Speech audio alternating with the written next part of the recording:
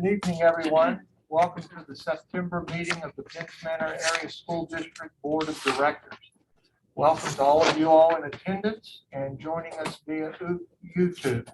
May we have a roll call, Mr. Muscatello? Mrs. Dalton? Here. Mrs. Eckenrode? Here. Mr. Hardesty? Here. Mr. Large? Here. Mr. Polenick? Here. Mrs. Williams? Here. Mrs. Tate? Here. Mrs. Smiley is excused. Myself, Mr. Johnston? Here. Mrs. Dolges is excused. Mrs. Eglin is excused. Mr. Grimaldi is excused. Mr. Dalton? Here. Mr. Gramling? Here. Mr. Saffron? Here. Dr. Boston is excused. Thank you, sir. Mrs. Tate, will you lead us in the pledge of allegiance, Yes. please? I pledge allegiance to the flag of the United States of America and to the republic for which it stands, one nation, under God, indivisible, with liberty and justice for all. Thank you. Any presentations, Mr. Johnson? There are none, Mr. Hardesty. Thank you. We need to amend the agenda. So I'm looking for a motion to amend the agenda of September 9th, 2021, regular board meeting by adding a motion pertaining to the acceptance of the resignation of Dr. Paul Boston from the board. This amendment is being added to the agenda because Mr. Boston's resignation was not received until today, September the 9th, 2021. The added motion shall read as follows. A motion to accept the resignation of Dr. Paul Boston effective September the 9th, 2021 as a member of the Board of School Directors of the Penns Manor Area School District, Region 2. And we'll have a motion also to set a special meeting on October the 7th, 2021, with the regular committee meeting to follow thereafter. That's the day of our regular committee meeting. So we're in, can accept the motion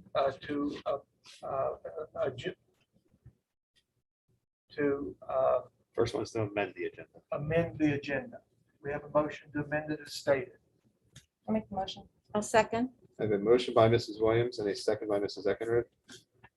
We'll do by voice vote. In favor, say aye.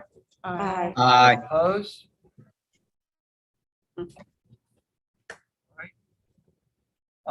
We have to have a motion then to approve the amended agenda. And we have that, please. I'll make the motion. I have a motion by Mrs. Tate and a second by Mrs. Dalton. That be okay? Yeah. Oh, yeah. All right, voice vote once again. In favor, yay. Yeah. Opposed, no. Nay. All right. Going on to number 5, citizens' remarks. Again, thank you for joining us tonight. We always welcome our citizens, our residents to be with us. Make sure you've signed the paper, as Mr. Muscatello pointed out. If you feel that you haven't signed up, be sure to chat with him. Per our board policy, as we talked about last week, 903 for 2017, each statement made by a participant shall be limited to 5 minutes duration. Mr. Muscatello will be our timekeeper, and he has the list, so he'll call up the groupings. Okay, I'm just going to call in the order in which you signed in. Mr. Matthew Lapso, 245 Moore Street, Climber, and wants to speak about masks. So if you could just step up to the microphone there.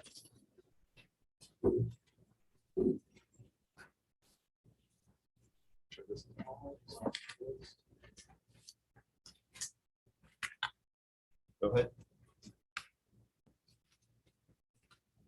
Thank you, board, for letting me speak. And I just came up here tonight just to for you guys to reconsider on taking a vote on the mask mandate that you guys have issued through the state.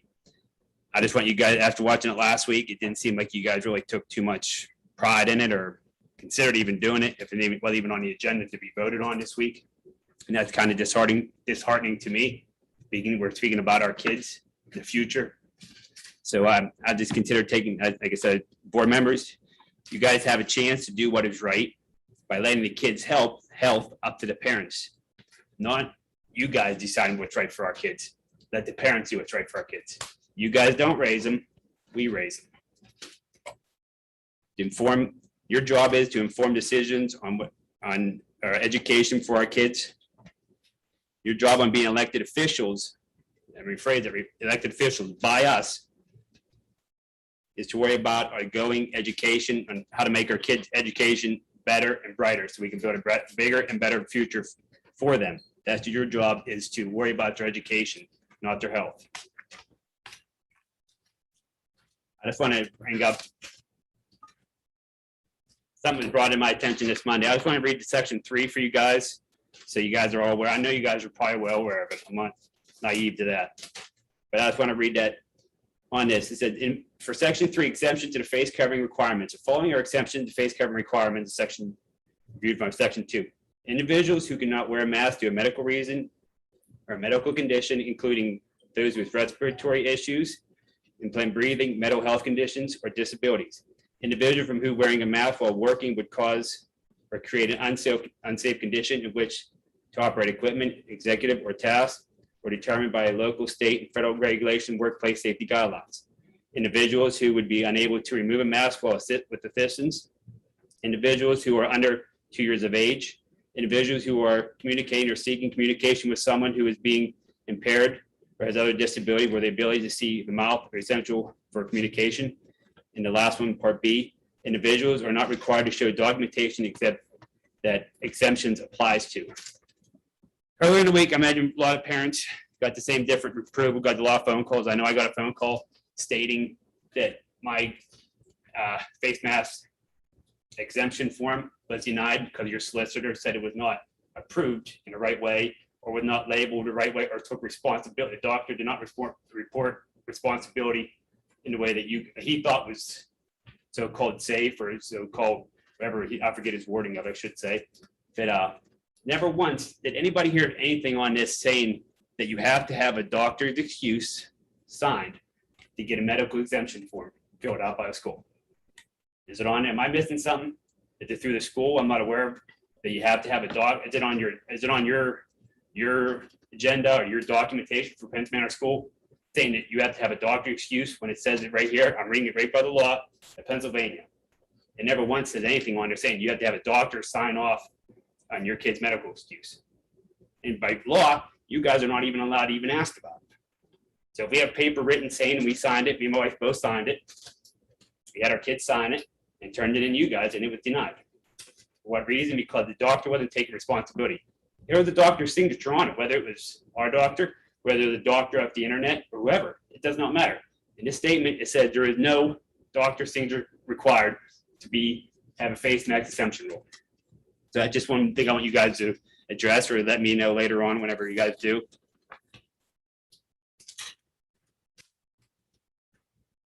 And just by that, if you guys are following the CDC guidelines, so what you're saying you're following the guidelines. If that's the case, if it don't say in the CDC guidelines, how come you guys are saying I need a doctor's approval? Are you guys above CDC? I'm just asking a question. If you're above it, let us know. If you think you're higher than what they are, you know more than what they do. Are you guys health professionals? Are you educators?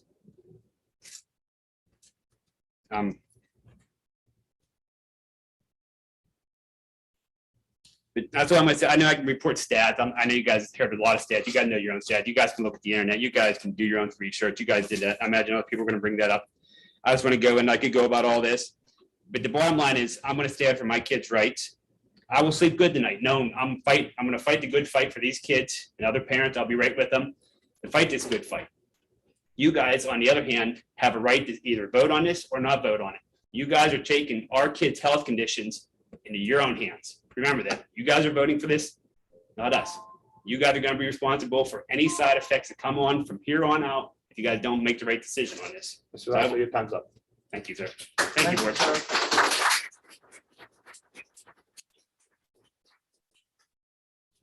Ms. Jennifer Lapso, 245 Moore Street, Clymer, PA, would also like to speak about masks.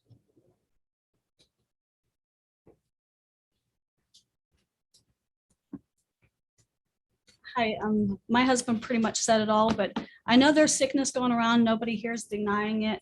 Some of us even have loved ones and stuff that we know that had COVID. But we can't keep on putting so many restrictions on our kids. They need to live a normal life. They need to have a normal childhood like you and I had. I completely sympathize with the loved ones that have passed. You know, if you had loved ones that passed, I sympathize with you. I have compassion for you. But I don't understand the stuff why we need the masks when about 2 or 3 years ago, my son, he was going to school and the flu epidemic broke out. And he was home sick for a week with the flu and stuff, but we didn't require mask mandates then. And to me and stuff, COVID and the flu, they have the same symptoms and they can also cause death. So I don't see why COVID is such a big deal when the flu wasn't such a big deal, and they have basically the same symptoms.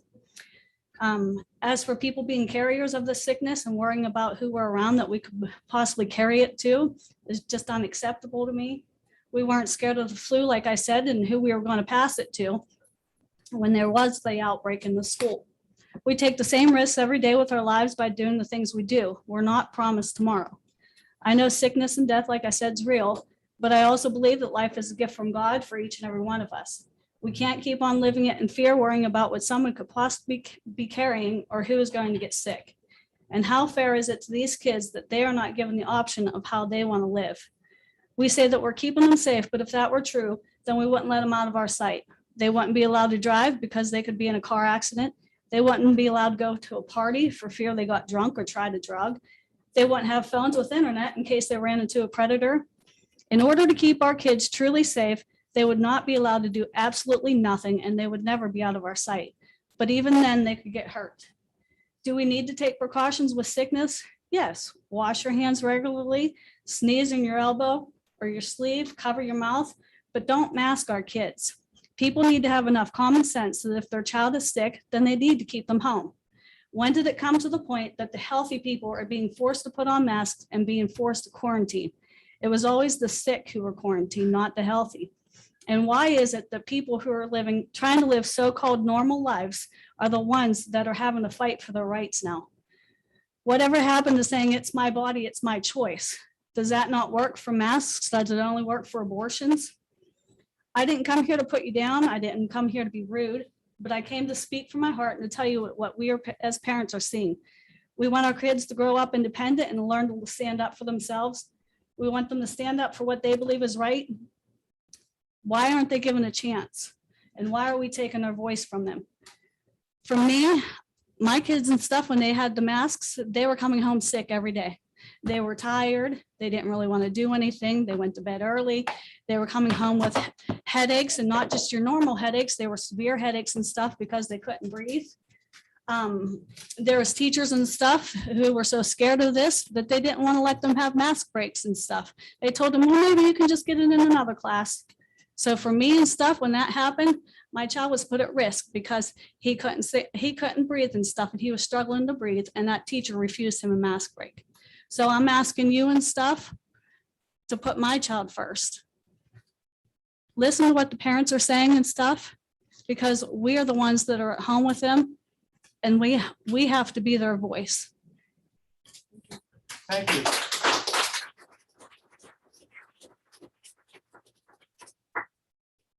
Mr. Jody Rainey, 1947 Route 553 Penn Run. Also want to talk about masks.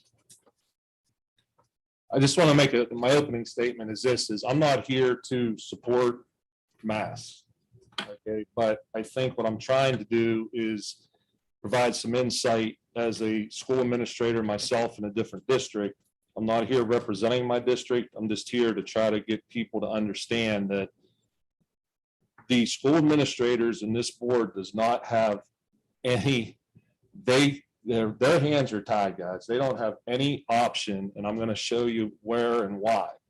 Okay, so anytime that a school district gets an order or gets a directive, you get a list of frequently asked questions. You guys all can access that from the internet and you can see them.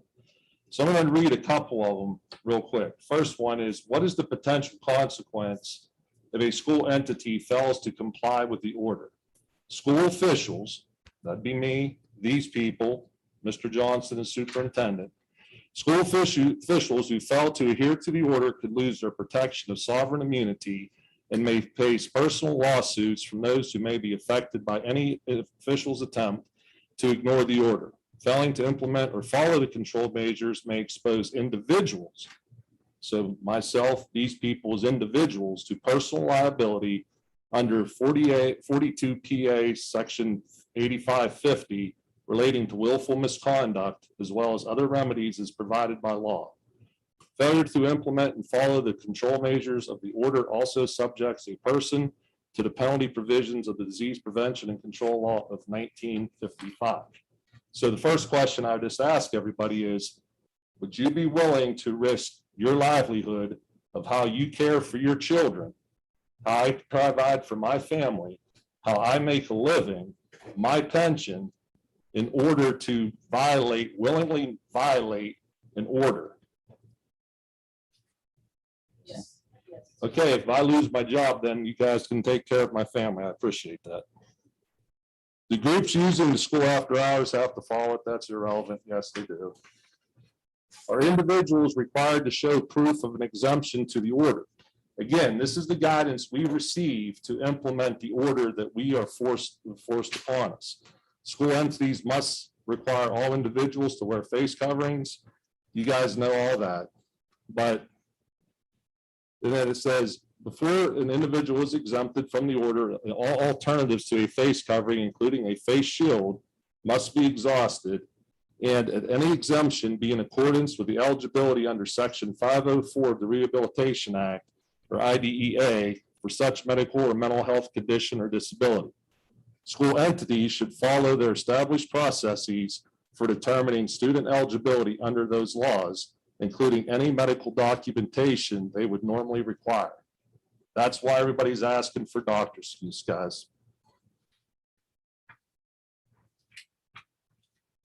This was given and sent out today to the superintendents to share with their boards. So this goes to board members. A violation occurs each day that an order is not enforced, and each school board member may be charged a financial penalty for each student or staff member attending the school. Failure to implement the control measures is personal, again, related to willful misconduct. Okay, PD has served notices on board members that have already failed to comply with the mask order as violation of law. Each board member can face lawsuits for non-compliance with the order, including children who may be ill as a result of the district's violation, or disabled children who are unable to attend school because of the district's failure to follow. Each board member may bear personal or potential liability with no indemnification protection. School district's liability insurers will cancel coverage, and possible you have illegal conduct and potential purposeful violations of law. So it goes on, guys. So basically what I'm trying to say is this: we need to be addressing our concerns to those people who can change what we're trying to change. Okay. The other thing is, if your kid got hung up in quarantine in the past, things that you got to know is, if two kids, one gets COVID and the other one is a close contact, if they both have masks on that are worn properly, as long as the kid that's the close contact does not become symptomatic, they do not have to quarantine if they wear a mask. Well, that's truth. Number two is, so here's how I look at it.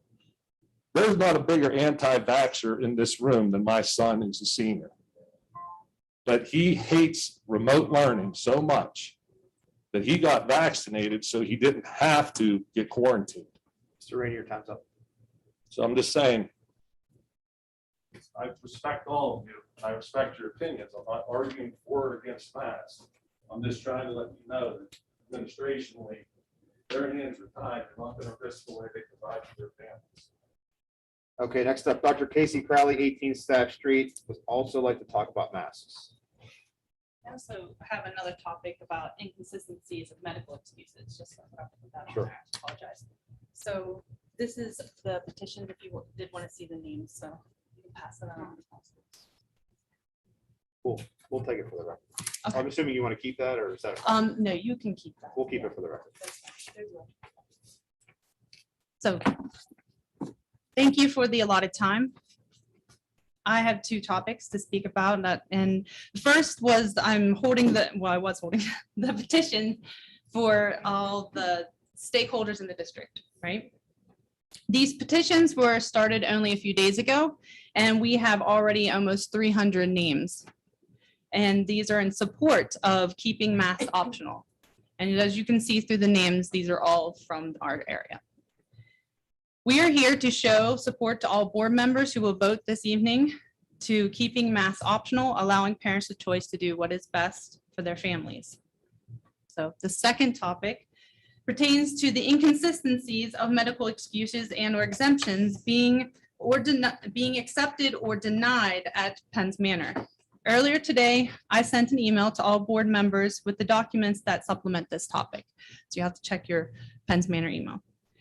During last week's meeting, we were informed that the school would accept mask exemption forms from a doctor. This week, there have been over a dozen families who sent in mask exemptions from Dr. Yeager's Heritage Family Health Office. Dr. Yeager is a medical doctor practicing medicine in Pennsylvania.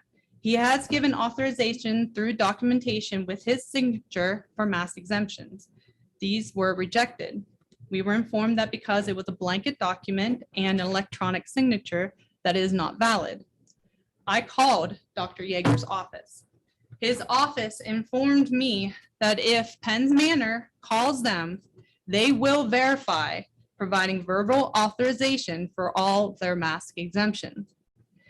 Mr. Johnston did not call Mr. Yeager, Dr. Yeager, I apologize. He continues to then defer to Mr. Saffron on these mask exemptions. Mr. Saffron, who is not a medical doctor, has advised Mr. Johnston that the Heritage Yeager exemptions are considered a parent note. He stated that they are not acceptable. These mask exemptions are in line with all previous medical documents accepted that we have submitted to the school. All board members have received examples of those documents in their email.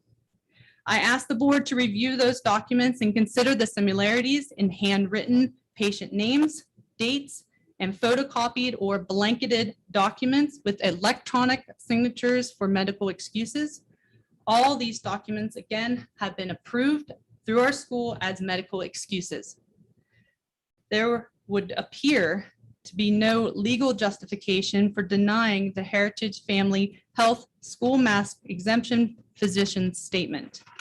So in response to our previous speaker, we have followed the established entities approved medical documentation that was addressed in the frequently asked questions. Thank you.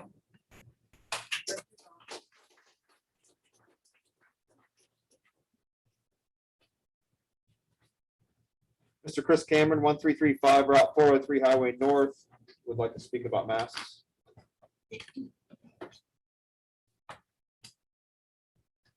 Hello, yes, thank you again for time this week to speak. I know myself and many other parents were here last week. I enjoyed hearing from the other parents, so I was kind of trying to change what I might be speaking of tonight. And I think the big issue that the board and maybe some parents might be missing here is the major violation of personal freedom that is occurring. I know Mr. Rainey spoke about the board's hands being tied, and these are all legitimate issues. I mean, nobody wants to be sued. I understand what it sounds like they're putting you in, but do you realize what they're putting you in? How, I want to use the word despicable it is, that they are putting people in these positions. It almost makes you sick to think about it. So, you know, we're here to stand up for basic liberties. We just said the Pledge of Allegiance. You know, life, liberty, and the pursuit of happiness. I mean, those are things that we're to have here. We're to have rights. And the moment you tell us that we can't choose what's best for our child, that's a line that just can't be crossed. The line has to be drawn here, no further. We just can't continue on this way. you know, we speak of the effectiveness of masks, just to jump onto that. I'm not here to debate the science about that. I'm here to let people make a choice what's best for their children, for their families. And to kind of allude to the document Mr. Johnson passed out to us, it came from the Department of Health. In section 1, when we talk about the face covering and what it means. So I'd like everybody to think about this real carefully. A lot of the board members thought that our governor is looking out for our health. So if he's truly doing that, this list says a face covering may be factory made, sewn by hand, improvised from household items, scarves, bandanas, t-shirts, sweatshirts, towels. It sounds like it could be a piece of paper with some straps around my ears as long as it covers my nose to my chin. So if he believes that this works and keeps people healthy, then it would be very specific. It would be this type of mask, like the N95 they refer to, worn this way, tightly around here. That this just shows you that there is no health concern here. The only concern is forcing people, and how far can we force people to do things? What can we do? And, you know, I remember my history lessons here at Penn's Manor. I remember learning about awful things like the Holocaust. Well, you know, they made the Jewish people wear the Star of David on their clothing. So when is it coming to that? And those of you that don't see the mask as that, it's becoming a scary world. And I believe that, yes, some people may think that it helps them. And please, by all means, if you believe a mask will help you, then please wear it. That's why we want it to be optional. Nobody says we want to take them away from people that want to wear them. That I'm just scared that the real agenda here isn't a mask, it's control. And it's a violation of our rights. And it's building and building in this country. And you know, my son is here tonight, and he actually collected signatures from students today. Between him and another kid, they have about 40 signatures. Because this is what we need to be teaching our kids, is that when there's something that's not right, you stand up for it. You don't just let it pass you by. Because at some point, you won't be able to stand up for your rights anymore because you won't be allowed. So while you're allowed, you stand up for yourself and you do what's right. And these are our God-given rights. And I give thanks to God every day for everything that we have, that I survived cancer, that I can see my kids grow up. And I am not going to look at them wearing a mask. And that is my right as a parent. Not the board's, not Governor Wolf's, my right. And I ask our board to be bold and stand up to the tyranny that is coming from Harrisburg into our districts, our townships, our borough. It's time for someone to take a stand. Thank you. Thank you.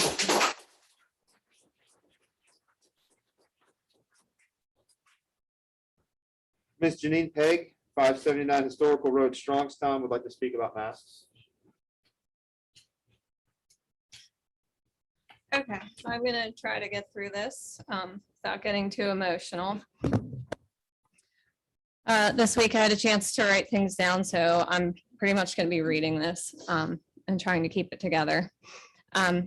Earlier today, I sent all the board members an email with a partial list of resources from research that I have accumulated. If anyone else here would like that list, please just get me your email. I'd be glad to share and expand on that list. I realize many of you may have not had a chance to read that email yet. And to be honest, I'm not so sure after last week that all of you will take time to read that. So I'm going to read a part of it anyways for everyone here. And then I have a couple points to make and questions to pose. So in that email, I asked you to please reconsider mandating masks for children at school. According to greatschools.org, the most important thing a school board does is to establish a vision for the community's schools that reflects a consensus of the board, community, and district staff. If that is truly the case, why has there not been a survey of parent opinion on this matter? Such a survey was done prior to the initial reopening in the midst of the pandemic, and it served the district well. I would suggest taking a student opinion survey as well. Why is no one asking these children what they think or how they feel about the mask? Ask them, listen to what they have to say. Now, one reference that I think I may have omitted from that email was gbdeclaration.org, where you can read the Great Barrington Declaration, which has been signed by more than 60,000 medical experts. And note that does not include Governor Tom Wolf or Acting State Secretary of Health Allison Beam, who, by the way, is an attorney, not a medical expert.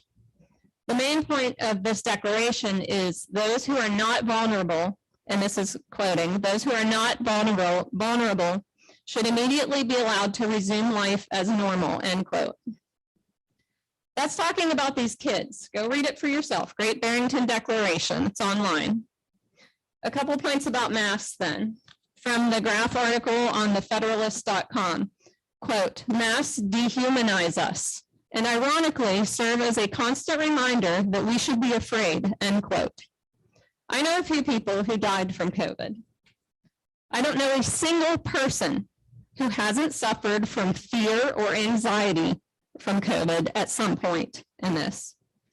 Also from the Federalist article, quote, they, meaning masks, have become a cruel device on young children everywhere, end quote. Stop doing this to these kids. Why are we doing this? Why aren't we talking about hand washing, which has tons of science behind it and actually kills the virus? Yet you aren't forcing anyone to wash their hands. So I'm confused. What is it that you are actually concerned about here?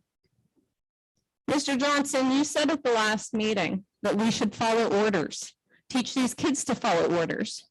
But to quote another parent who fought to save his child's life from cancer, and by the way, succeeded, quote, just following orders has been consistently deemed an unacceptable justification for one's actions throughout history, end quote. The man's name is Ryan Sternagel. You can look him up online as well. I'm asking you to stop playing politics and start standing up for these kids. I have suffered more migraines myself in the past year from wearing a mask at work than in my entire life, sometimes 3 or more per week. My 2 oldest children have started getting them as well, one that sometimes requires medication. I was on the phone just this morning with Mrs. Thomas, the school speech pathologist, about my youngest son. And I even said to her on the phone, I don't believe that we would be talking right now if we hadn't been wearing these masks for the past year. And I truly believe that. One last thing that has been eating at me since last week. Last week when the kids heard about what was happening with the mandates and that, my daughter, who is in 10th grade, came home and told me about how disheartened they all were. She said one of her teachers said to another student before they left school on Friday, and I'm quoting what she told me, let me see you smile one last time. Think about that.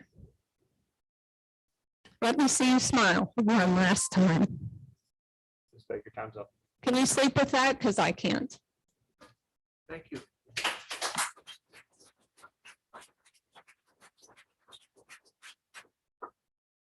Mr. Lawrence Cameron, 301 Everett Lane, Northern Cambria, wants to speak about masks. Yes, good evening, everyone.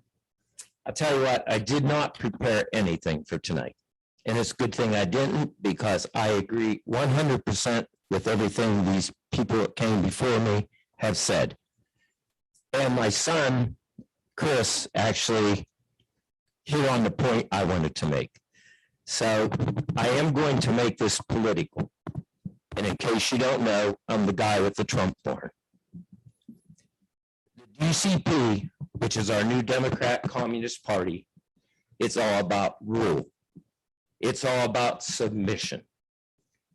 And if it weren't about submission, then why are they not specifying, making specifications for the masks we wear? He read the list. I was going to kind of go off, without notes. You can hand make your mask. You can pick up any household item you see fit and put it together. As long as you've got something over your face, they control you. They think you're listening to them. Bow down to them. And I'm not going to do it. So, you know, the particles, the virus is so tiny. It can pass through about anything. So if you can make a mask out of anything you see fit and put it on your face, as long as it's over your nose and mouth and stuck to your ears with an elastic band, that is not science. That is telling you what they want you to do, and they want you to listen. And apparently the board is listening. They say you need somebody to fight for us. Well, stand up, be a man, be a woman, stand up. I'm sick of it. You got to do something. And I always said, when the war comes here, we're not backing down. So you have this opportunity to make the right choice tonight and fight for your district. And we're going to see that every one of you is not reelected. We'll find somebody who stands up for us. We need somebody with guts, not, yes, sir, I will do that, sir. So we've had enough. So the fight doesn't end tonight unless you see it our way. And let me think what else. Oh, yes. Like I say, Governor Wolf does not care about the health of anybody in his state. If you do, he want to send seniors to their death. He want to stole the election from President Trump, which you know darn well he did. And you don't have to look through all the affidavits and all the just witnesses of the fraud that went on in the election. If you know mathematics at all, it's impossible that this imposter president who calls himself a president ever would have gotten to that seat. Joe Biden's a fraud. And he's a poor excuse for a human being, as is Governor Tom Wolf. So you want to talk about? They masks? don't, that's about masks because they're the people pushing it down your throat. Get the connection, it's there. I'm done. Thank you, sir.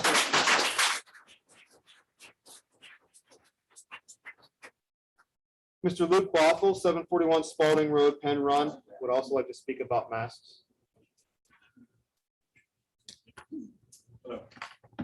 I just have some questions. I don't expect you guys to answer them off the top of your head just because we'd be here for a little bit longer than 5 minutes. But first I want to address Mr. Rainey. Mr. Rainey, you said if anyone's willing to stand up for and against this and lose their livelihood, my wife and I are. My wife is a teacher and we're already willing to lose everything on this because this is what we believe in. So the COVID relief funds for this year alone were $122 billion just for this year.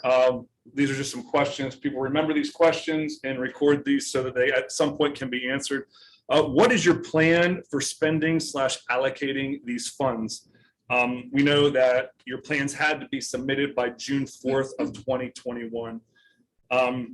Another question is the push to comply with masks due to funding. Do you guys get kickbacks for complying? With today's announcement, this just happened today with Biden, do you plan on mandating vaccines for staff and for students 12 and older? And do you get funding for vaccinating children and staff? These are yes or no questions. Like I said, you don't have to answer them now. I just want to put them out there for everybody. So thank you. Thank you, Mr. Bothell.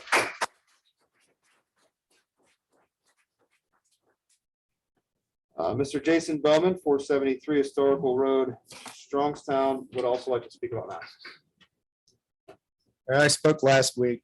The masks still don't work. It's like throwing sand at a chain link fence. The particles are that small, it goes through. It's a respiratory virus. It's airborne. If it goes in your eyes, you can still catch it. We're not wearing goggles, so what's the mask doing? I hear laws being thrown around and talked about, but what about the Constitution? Isn't that the ultimate law of Americans? Does the Constitution get stopped during an emergency pandemic? No, it does not. As far as standing up and fighting for this, I'm about to lose my job myself. Wolf wants everyone to get vaccines mandated now. You see the connection with the masks and the control? Does anybody want to stand up against tyranny yet? Or are you going to wait until communism is here and you don't have any choices? We're supposed to get medical letters if we want to be exempt from this. So we call our pediatrician. Our pediatrician office has to call you to see how you want to handle this. How is our doctor practicing if they need to talk to you first before seeing the patient? And the last thing I'd like to know too is the same as what Luke said. As far as the Department of Education has stated on their website, which I'm not sure if it's accurate, but I'm assuming it is because it's public record. This school got about $6,479,728 in COVID funds. Are these funds affecting your decision? Do you have to pay them back if you don't follow? Do you not get more money if you don't follow? Something doesn't seem right.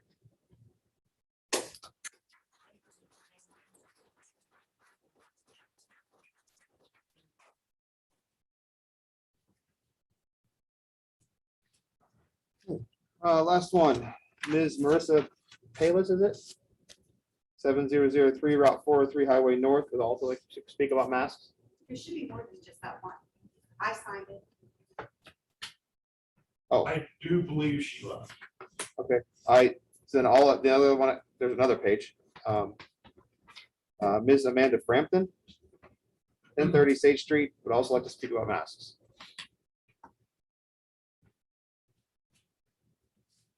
I'm going to talk to you like we're at a kitchen table having coffee. There is nobody here that is naive enough, Mr. Rainey and all of you, to think that you are not in a hard spot. I admire all of you for giving up your time to do this. I don't necessarily agree with everything you say, but I admire for what you're willing to do. We understand that. We understand that there's a mandate. We understand that there's certain wording in the mandate that you have to follow. What we are asking, and at least what I want to know, and Dr. Casey brought up is, why is there school districts? Why is this not uniform? And listen, it says that you have the right. I've talked to lawyers. I've been reading up on this. The school districts, the school boards have a right to enforce it however they see fit. The exemptions are how you guys see fit. Northern Cambria has sent out a notice that you can sign, the parents can sign, and they are exempt because of mental health. There's Caldersport. There's a ton of them. We're not foolish. We know it's not going to change here. You guys have no control over the mandate or not. We know that. That's why we're going higher. That is why we're talking to senators. That's why we're talking to House representatives. That's why we're supporting Senate Bill 864. We're not naive. What we're asking though is, what exemption? Why is it okay for Northern Cambria to have a parent exemption, but Penns Manor can't? Why is it okay for school districts to accept Dr.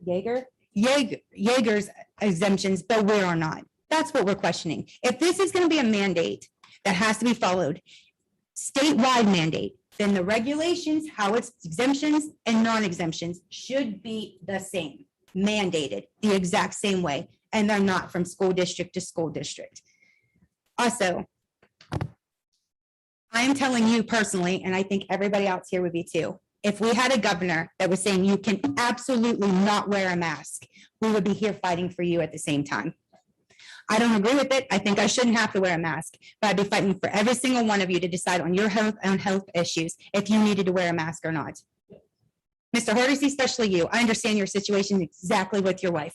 I would definitely be fighting for you to have a right to wear your mask if not. My problem is that the government is stepping in, and that's political, and I'm going to keep moving on. I'm very saddened by the division that this has caused in the community. There has been Facebook pages, postings by aides that work here and other individuals about how we are crazy, train wrecks, and ignorant. I find that very disheartening. That concerns me, and I will be sending it follow-up. It continues. We have screenshots of it numerous times. I am sorry, I'm not a train wreck in this situation, maybe in other life aspects, but I am not a train wreck in this one. I am not ignorant either. And to call me ignorant and any one of us crazy because of something that I believe in as strongly as this is just disrespectful. And I've known that I've looked at these screen prints too. Not one of these people here that I know of that have been involved have said anything negative, anything. We were signing over there, had people stopping and asking them to sign for that petition over at the elementary. We were more than polite.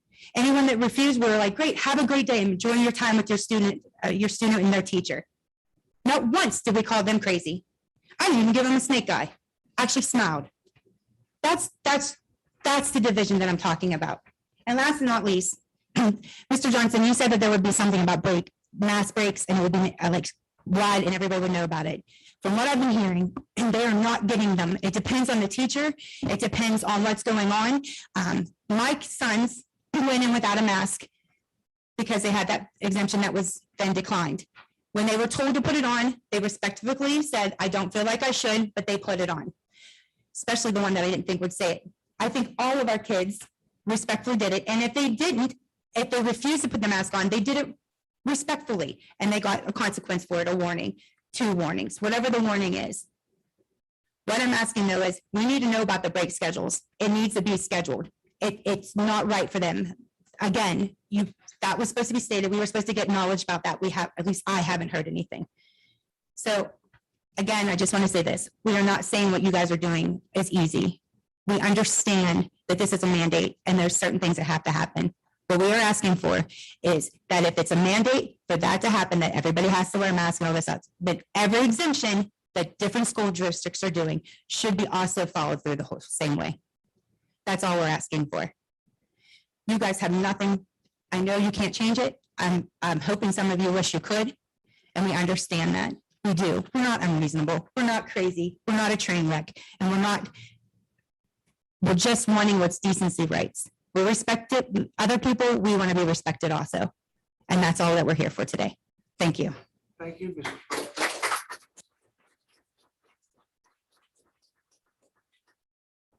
Mr. Anyone else that you signed I in? did not sign in. Let's sign in and come up and talk, please. This is an open forum.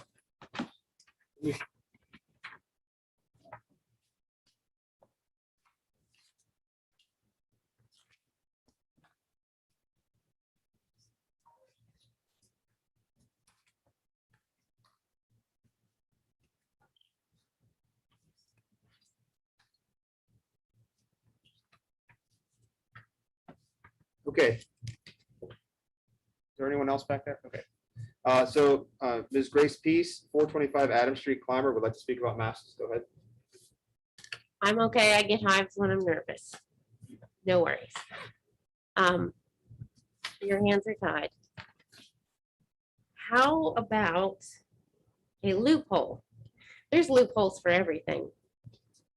What if we had every parent sign a liability form? We tossed around doing this idea for baseball. Everyone signs a form saying the school is not responsible if my child gets COVID. So if every parent would sign one of those, I don't know if it would be possible then to go against the mandate. Just throwing that out there. And Mr. Rainey's right. Your hands are tied. Nobody wants to get sued. I don't want to get sued. I don't want to lose my job. So, loophole. Let's look into that. It is a serious, COVID is serious.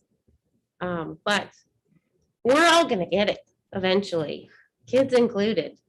We're just delaying the inevitable by keeping the masks on the kids. It's going to be the flu. Kids are going to get it all the time.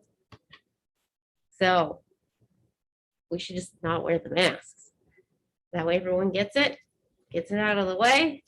You get antibodies, you got your natural immunity. My fear is that what's next? Mandated vaccines. There's so many kids that already have withdrawn there'll be so many more that withdraw if that comes next.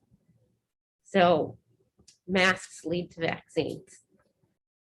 You'll probably lose employees as well. And we know we need employees here. Maybe you could also take a poll of employees and parents and just see what they think. Just go from there. Would you be in favor of us looking at no masks? Yes or no? Would you be comfortable with us even proceeding down that route to no masks? I bet a lot of teachers and staff and obviously parents would be for no masks. They don't want to wear them either. So I think that's all. So let's look for a loophole. That's my solution. Yep.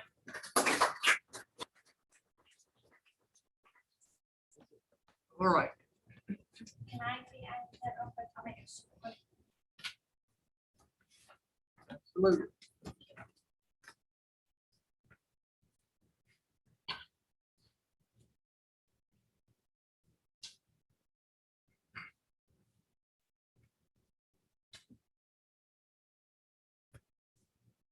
Handwriting is gonna drive me nuts. I'm so sorry for making it fast. I'm probably gonna put it in public forum. Good, because I don't like it. I get Yep, started. go ahead. I thank you for your time, and I want to say how much I love this district. And it was like a dream. I'm like, if I could pick somewhere, I always wanted to work here. I love this district. I bragged so much last year that you guys fought to keep our kids in in-person learning. And all I have to say is you guys had more lax rules last year that I know for a fact, because I work in a different district. The kids were allowed face shields. My district did not permit face shields. They didn't have to wear masks at recess and at gym, which I was so excited. Our school did. They had masks at recess and at gym. And I just felt like you guys fought. And did COVID just say, we're gonna stay away from Penns Manor and Clymer area? No, so I just feel like you fought so hard. And like what they said last week, COVID doesn't follow rules.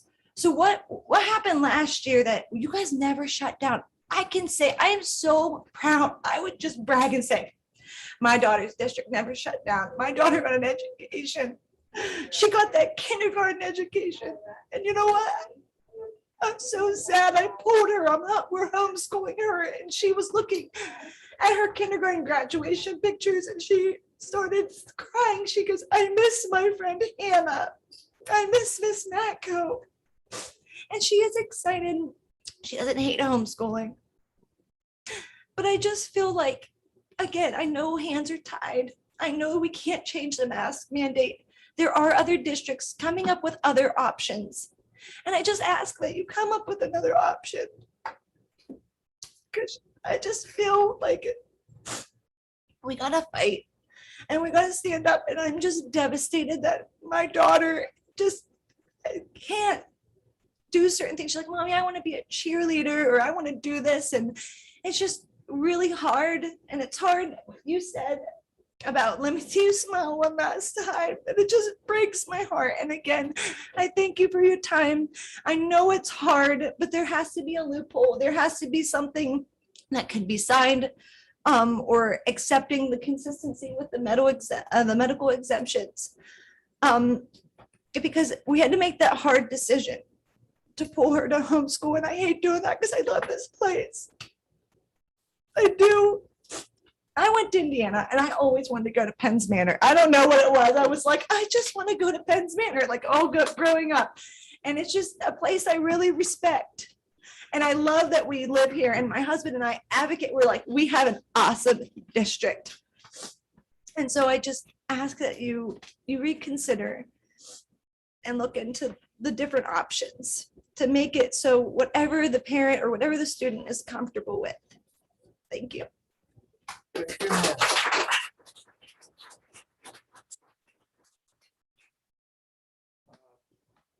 Johnson, Mr.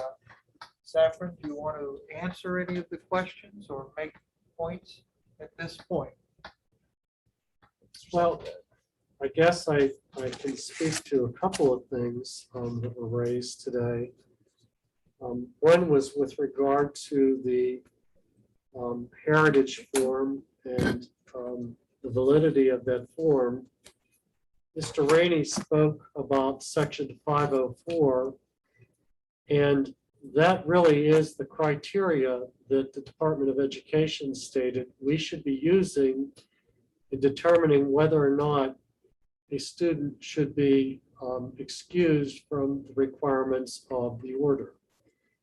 Section 504 of the Rehabilitation Act of 1973 basically provides a vehicle by way that students who may have a condition that doesn't warrant or make them eligible for special education services, but because of that condition, through accommodations, they're able to function and learn better.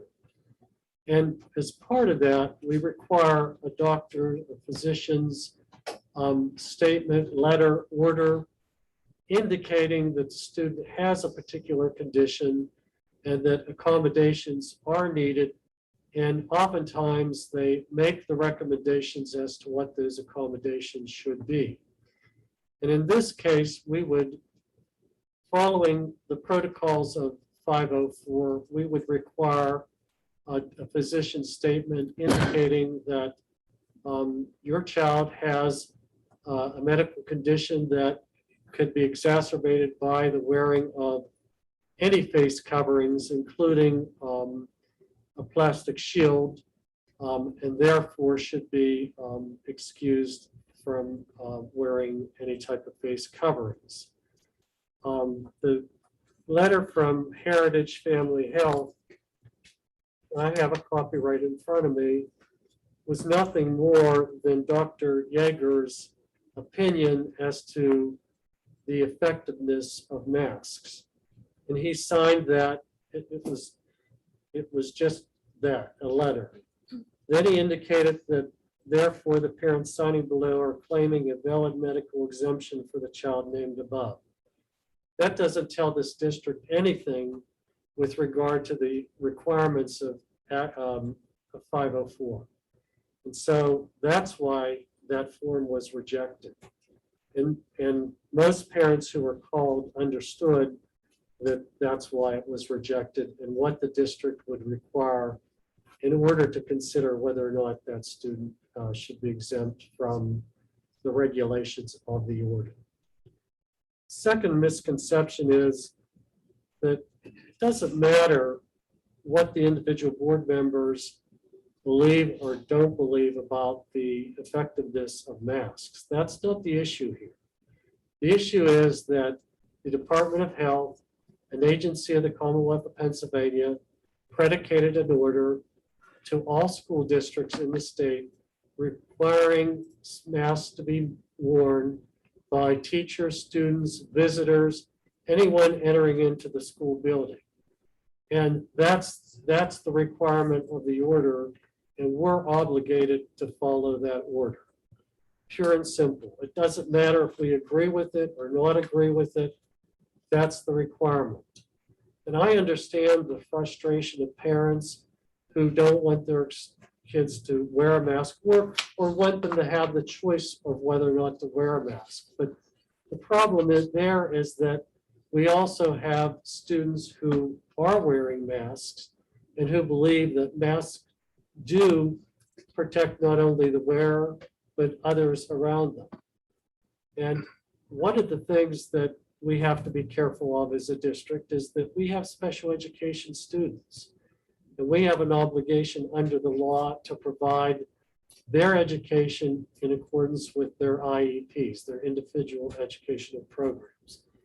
And if they are susceptible or more susceptible because of an immune deficiency, that doesn't lessen our requirement to have them here on site, taking care of them and treating them on a daily basis. So it's not just simple to say mask versus not mask. It's all these things that we have to consider. Mr. Rainey mentioned a couple of the ramifications as to what happens if we don't follow the order and what can happen personally, school board members being sued, etc. I'd like to set that aside because, quite frankly, my recommendation to this district is that it follow the order until that order is either changed or rescinded by the courts. As you're aware, there's a hearing on September 16th. An injunctive action was filed by several individual parents, along with Mr. Corman. And the preliminary hearing is scheduled for the 16th. It's an injunctive action. That means that they're requesting the court to either have the Department of Health to cease and desist from their order or modify their order or some sort of remedy. I would expect we'll get some decision rather quickly because the preliminary injunction is such that the plaintiff is saying, look, we are suffering immediate harm, and so therefore we need immediate relief. If the judge issues some sort of an order, in all likelihood, it won't be in a final order because all parties have to agree to that. That's unlikely in this type of case, but it will go on then to another hearing for a permanent injunction. And what the judge will do, it's anybody's guess, but we do have that coming up on the 16th. But in the interim, we do have to enforce that order. That I don't see any way around it. Sir? Response to Mr. Saffron? Fine. Mr. Saffron, you mentioned that Dr. Yeager's form did not state it was just his opinion on things. He actually did make a formal statement saying that he is willing to go beyond the limit of his own established patients and become the community physician in this regard. So in the document, he is actually becoming everyone's physician. And it's also, that is on page, you need to reference it quickly, page 2 on this document. But it also, in the beginning of the form, as we sign into it, stating our child's name, date of birth, it is a form for school mask exemption based on section 3B, and that's from his form. And then his signature is at the bottom, just like other forms that I've sent in that have been excused by the school as medical exceptions and excused documents. How would this one be any different? Well, I won't get into the forms that you said. I did review them, and they are completely different from what we're talking about with regard to the requirements under section 504. As to this, Dr. Yeager acting as a community physician, come on, who are we kidding here? Well, If he doesn't go, if you don't go into his office and he doesn't treat your child, then how can he possibly make the statement that wearing a mask is detrimental to your child because they have a condition or may have a condition that would be worsened as a result of wearing that mask? Well, There's no way he can do that. So we And can't I'm have going to tell you telehealth- this. We can't have telehealth anymore? We can't talk about things over the I'm phone? going to tell you that that's not That's just acceptable what you to said. us. They have to go inside the office and have a child look at the document. settle. That's exactly what you said. I'm sorry that I raised my Ma'am, voice. I'm But saying that is that what you does said. not satisfy the requirements of Because you're section changing the 504. rules. And the We're not department said- changing the You rules. just changed the goalpost again by saying that this is now something different that we have to do. That is not what stated. It said a doctor, and then all of a sudden you changed the rules again. Yeah, it And has to be your doctor, your And physician. This can be You our doctor. you can't get a physician I just, call him and talk to his office. How dare you say that that's not ma'am, my. I'm job. not going to argue with you. It's fine. I You wanted to don't have answer some of the questions that It's were fine. raised that I wrote notes about, I do not feel. and I think I've incorrect, and I done just that. want on So, record. Dr. Crowley, the Yes. notes that you sent in, each one of them says, had an appointment in my office at a date. had an appointment in my office on date. They are blanketed, and the one doesn't have anything on there about appointment. It's like the date's on there, but then no Was- signature or anything, and it was accepted. Because it's saying that your child visited the office. Where does does it it say that in the? That's been our policy. I mean, That's I'm never been our sorry, but policy. COVID, everything was telehealth. Doctors' offices weren't allowed to be open, and now all of a sudden they have to be. You've Yeah. never stated a policy where we had to have this say this say this, until just recently, whenever I tried to get this doctor, I called their office and everything, and then I came back with, you have to have this exact line or it's not accepted. That has never been the case before, and it seems like you are purposely, again, trying to change, to move the goalpost. Ma'am, those documents you submitted, those were excuses so that your child would be excused from school. Medically, though, You they know. changed it from a parent's note to a medical excuse. I can add, there's two things here. Number one is, we are told in 504, number one, we have to have a specific condition or disability, physical or mental health wise. Then, once we get that from a doctor, so the issue I think that exists with Dr. Yeager is he's not saying that your child has a specific condition or a disability. So that's an issue. He's saying that here's the research that I've come up with, and if the parent signs off and basically it says my child has a medical condition, school district has a responsibility then to provide an education for your child and make accommodations so your child can access the educational program. In the absence of something specific that a school district can address, that's what makes it a challenge. So I don't disagree with your argument of the telemedicine and things of that nature. I think the responsibility of the school district is we are responsible to provide for every education of every child.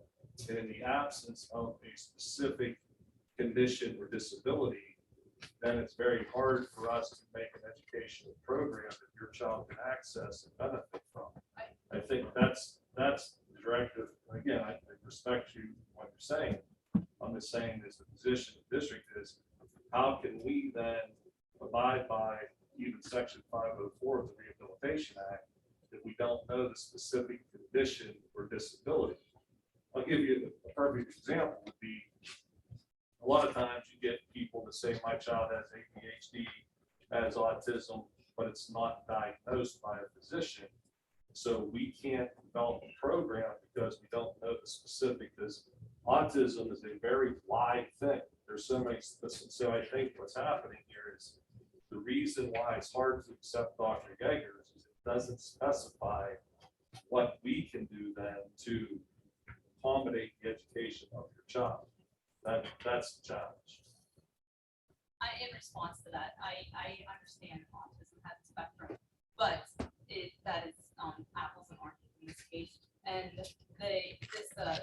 this is specific to the fact that we are speaking of a mass exemption. So it's very specific to that. And it was addressed in there with the doctor's signature, which was all that was recommended initially from, well, again, a recommendation from the Department of Education, which was not a requirement. But we can move on. That's fine. We have lots of things to do. I'd just like to say something. I think we're overlooking the child's aspect of this. I don't think you'll find a child in this district that says a mask isn't somehow detrimental to their learning, to their health, whether it's emotional, whether it's physical, whether it's mental. I mean, think about it. They're wearing a mask over their face all day. They don't see expressions of their fellow students. And frankly, it's hard to hear some of you speak through your mask. They might not hear their teacher as well. What about when it steams up their glasses and they can't see? How about when their eyes? I know when I put a mask on, it irritates my eyes. It get particles that just from breathing goes up through and gets in my eyes. I mean, there's all kinds of things. So technically, every child is having some sort of health issue from wearing a mask, whether it's learning, say whether it's mentally, whether it's physically. So technically, we could all take our children to, well, in our case, grandchildren, to their physician.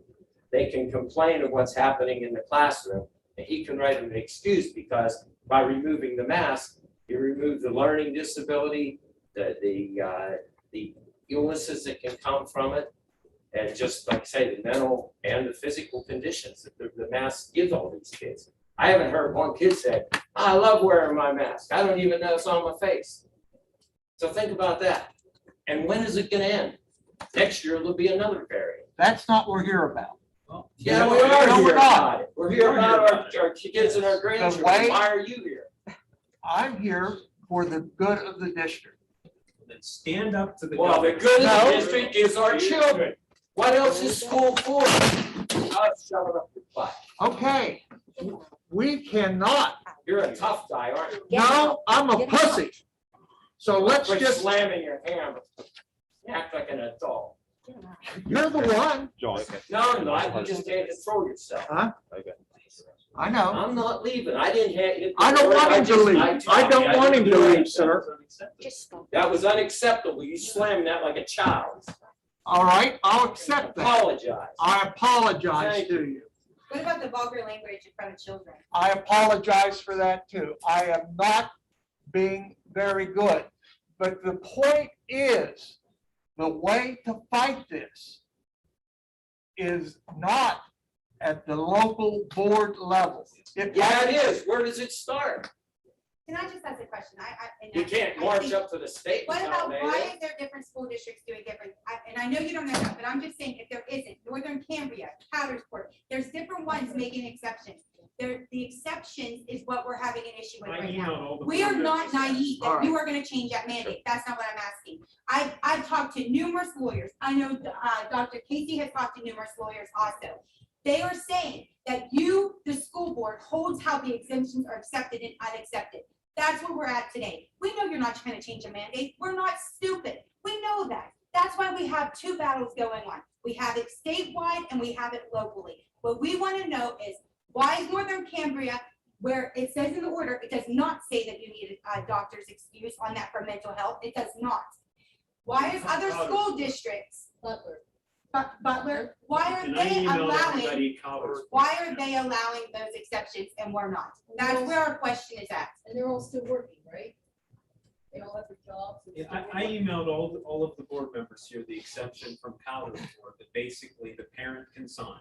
Northern Because Cambria, they you can go on their believe it is website today. detrimental. They sent them out yesterday on their website. You can send it out and it can be printed out. Northern Cambria. Northern, I'm not talking about Powdersport, that's whatever. I'm talking Northern Cambria. So why is it different here? That's all I wanted my explanation. That's it. Sure, I can give you an explanation. Okay, thank you. Sure. They are making a choice as a board against all advisement to disobey that order. How is that disobeying the order? Because on that order that you read to us last week, it does not say for mental health that you need to have a doctor. It does not have the signature. He has it right here. We just looked at it again. And nowhere did it say that you have to have a doctor. Listen, my son is diagnosed with anxiety. Nicholas walked in. He was so excited about 8th grade. He's like, Mom, this is going to be my best year. I made a change. We just talked, what, last week, Mr. Johnson especially? He came home and he has headaches. They don't give him math breaks. He can't, his head is pounding all the time. And he still said, Mom, I'm still gonna do it the best year that I've ever had. What I'm asking you, it's diagnosed anxiety. He's diagnosed with it. He doesn't go to a psychiatrist. None of his pediatricians will sign it, but he goes to a counselor. Will you account for a counselor's excuse saying that he has anxiety? Or does it have to be a doctor? It would have to be a doctor. Okay, where is that in the thing? Where does it say a doctor's excuse? It does not. It says a medical condition and exemption. It does not say a doctor's signature. Am I wrong? But if you look at the Pennsylvania Department of Education's website, it'll indicate to you the districts are to use the same protocol that they utilize when determining whether or not a student is eligible for services under Section 504 of the Rehabilitation Act of 1973. And that's the protocol that we're following, and we're going to continue to follow that. As to those other districts, I don't know what they're doing. I don't know their thought process. But quite frankly, as solicitor of this district, that's what I have to focus on. Okay, so I have another question. There's mesh facings, covers from the notes to here. They're mesh. Right, I say mesh. Are you gonna send them home if they wear? I have no idea what you're talking about. ma'am. Mass, I'm not talking to you personally, I'm talking to Mr. Johnson. Are you gonna send them home or tell them that they have to put on one? It is covering from here to here, but it's mesh, it's a mask. Are they allowed to wear those, yes or no? I would have to see it. Okay, so what is your definition of a mask? If I put pantyhose and I have them pull it down to ear, are they allowed to wear it with pantyhose? Per that order, it says, correct? Yes. I'm just asking. I'm not trying to be difficult. I just want to know my rights as a parent, since apparently I don't know the best for my children. And as counselor that he's been seeing for 4 years says, you know what, this is really bad for him. That she doesn't count for anything, even though she has degrees, but just because she doesn't have a DR in front of her, means that she's not adequate for it. So what are you classifying as a mask? Since we're following the mandate. Well, if you look at the order itself, it clearly defines what a face covering is. Yeah, it does. It says anything that's Any- household. any- So I can So- take pantyhose that are see-through, So or I I can mean, see it, take mesh. it tells you and- there, As long as it covers from here to here. that's the answer to your question. yes. Okay, so whenever the kids come in next week with mesh, then they're gonna be allowed to wear that. As Mr. Johnston just told you, he would have to see it. I'm not acting rude to you. Don't act rude to me. I'm not asking. Your tone of voice was very patronizing. Well, I apologize for that, but we're saying the same thing over and over and over again. And we gave No, the This is the first time opportunity, anybody brought up anything about mask coverage. Did anybody else say anything about masks? This is the first the time. district provided each of you with 5 minutes of time to speak, and you did. And then I took that opportunity that the board president gave me to try to explain some of the items that you raised. And I hope that I did. No. But now we're in a discord, we're arguing back and forth, and we're going nowhere. I'm not arguing. I'm asking about a face covering. Where is their argument? You And- just said. well, I that just as long told as you it's in that- a mandate, then it's okay. Is that That correct? that Mr. Johnston said he would have to see it before he could make that decision. It's as simple as that.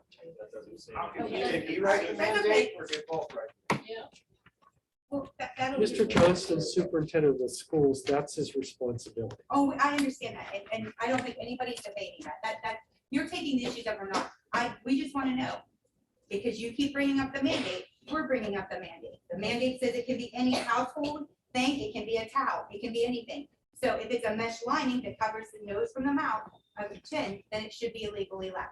I If the prob- mandate says it, I correct? probably shouldn't ask this question, but I'm going to. Last year, did your students, your children wear masks to school? Because it was a state of emergency, yes. Well, what's the difference between then and now? It's not a state of emergency, and the We're only done place with you have to wear a mask is school. I can go into Walmart, they went all summer, Del Bressos, we went camping, you didn't have to wear a mask. It is only the schools that you come in here, and that is why. But last year, they did wear masks. I'm sorry, Last year, they did wear masks. they did or did not? They did. Yes, they did, and they're Okay. wearing masks this year. And one of the When's it gonna end? person that's said she was so happy last year that we were able to stay open when so many other districts Listen, could I work not. in education, for school districts, everything else. I have to wear a mask. What Mr. Rainey said too, I don't know where he got that. I've worn face shields and I've worn masks properly, and I still had to be quarantined 3 times because I was in contact with them. I wore it correctly. Listen, we're not stupid about this. We understand it, but it is not a state of emergency. I'm just asking for the same rights that you're asking me So to do. you don't think, that- Your mandate, you keep bringing up the mandate. I simply asked about a face covering and what other school districts, and I'm bringing up the mandate. That is all. okay, well, we'll just leave it at that. Well, sir, I think to answer your question about thinking that Matt, about everybody wore them last year. And as I brought up in my point earlier, the concern is this game that's being played with us, and it is a game, won't end. There'll be something else next year, we gotta wear masks again. Something else the following year, gotta wear masks again. No, you gotta wear this thing. The problem is that they will perpetuate and push until enough people push back. That's to answer your question.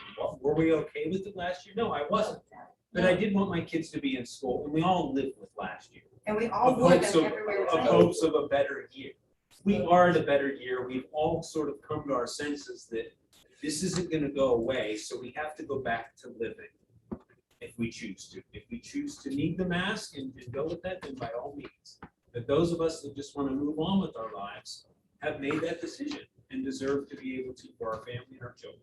Listen, none of us was here even arguing about them getting on the bus with the mask. We got that. We understand that there has to be some safeguards. They all went on with the mask on their buses. That's, okay, someday. But, I mean, you're acting like we're irrational. What is this solicitor's name? I'm sorry, what is your name? Ron Saffron. I felt much better last week leaving here than I am this week because of some of the comments that you said. And that's very disheartening as a solicitor.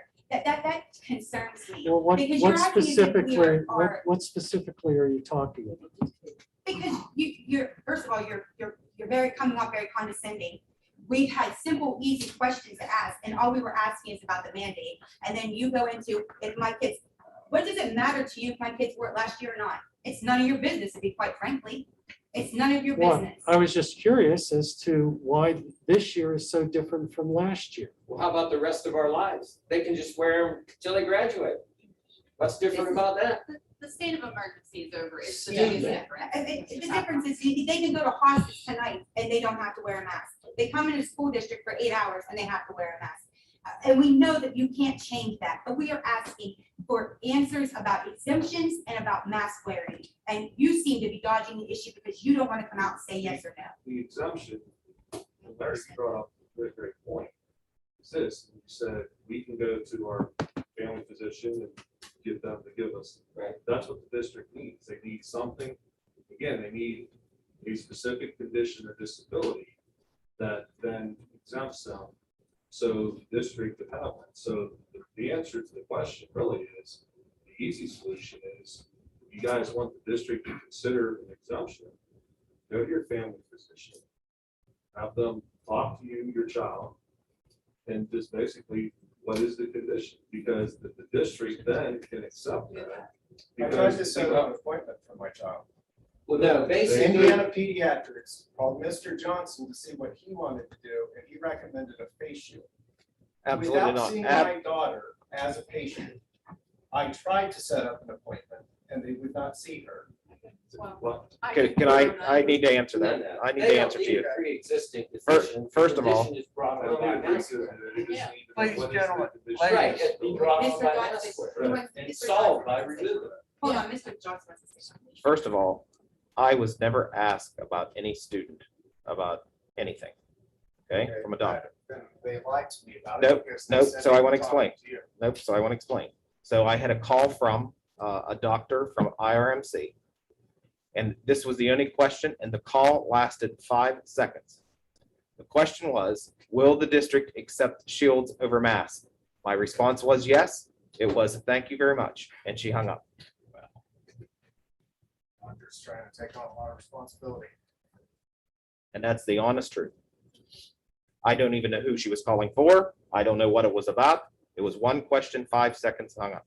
Okay, well, you'll see then the dilemma we're also in, because the doctors are trying to dodge this responsibility too.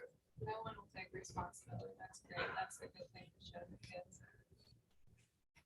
I have a question, which I already asked, but maybe that was missed somehow.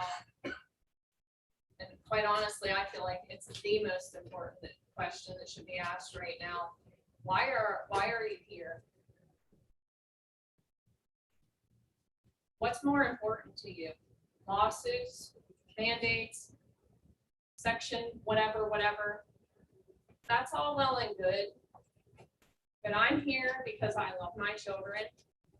And I will fight until there is no fight left in me to defend them. These masks are a threat to their health, safety, and well-being. And if you don't help fight against them, then you are no better than the rest of them, and you do not care about children. I'm here to fight for my kids. What's more important to you, following laws or these kids' lives?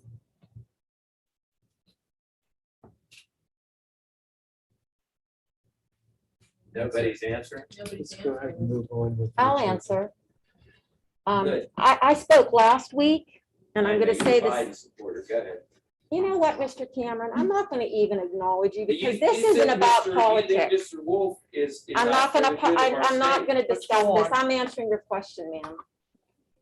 Last week, I spoke and basically the same question, okay? It's easy to judge a board on one topic, or 2 topics, okay?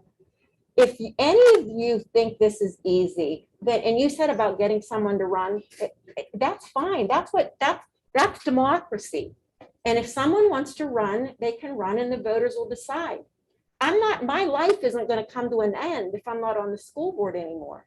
But I will tell you this, and there's not one person in this room that can tell me I'm wrong on this because I know what I feel here. I'm not here because I'm a Democrat or a Republican or anything else. I'm here because I have lived in this district all my life. My children and grandchildren go to this school district. And for anybody to tell me that I don't care about the children, I'm sorry, ma'am, you're wrong. No, you did. You said we don't care, and you're wrong. Because here's the thing. I understand all of your concerns. And I told you last week, I respect that. But you're not the only ones in the district. There are just as many people, maybe even more, that want it the other way. Where are they? They can wear them then. Exactly, but you're saying masks don't work anyhow. Well, if they believe they do, they can wear them. Here's the point. We're not asking Here's the them not point. to. I'm talking about the question that I was asked. I'm not gonna go off on tangents. We'll be here all night. Don't say that we don't care about the kids, because I welcome you to come. Come and sit through a whole committee meeting, not just the part you're here for. Sit through the whole committee meeting and see all the decisions that we have to make. 9 people that don't get paid 1 penny for doing it. Do you think we come here because, I don't know why you think we come here, but it's because we do care about the district and the children. But we have to think of all the kids, okay? Not just 1 or 2. And the fact of the matter remains is that you said about a lawsuit. I don't get paid for sitting here. She doesn't, none of us do. And do we care about lawsuits? If you people are saying about lawsuits, but if we say, okay, no mask, forget it, and God forbid there's an outbreak and a student dies, you know who's going to be coming to sue us? The children, the parents of the child that died, because they're going to say we didn't protect their children. So all I'm saying to you, we're not sitting here saying we're pro-mask. We're pro-safety for children. And do we have all the answers? No, but guess what? You don't either. You don't either. No one has all the answers when it comes to this virus. We're all hanging by a thread. And as far as me, and I'm sure I can speak for most of the board here, I'm sorry, but we're doing the best we can. It may not be the way you want us to do it. And if you want to run for school board, and fine, I wish you luck. Sit here and you might change your mind. Because we have the lives of 800 children plus staff on our hands. And if something happens, God forbid, you know what? I'm going to borrow a line I heard the other day on a parent that spoke at a Tennessee school board meeting. I'm going to borrow it. If we're wrong, we made you wear a mask. If you're wrong, people die. That's all I'm going to say.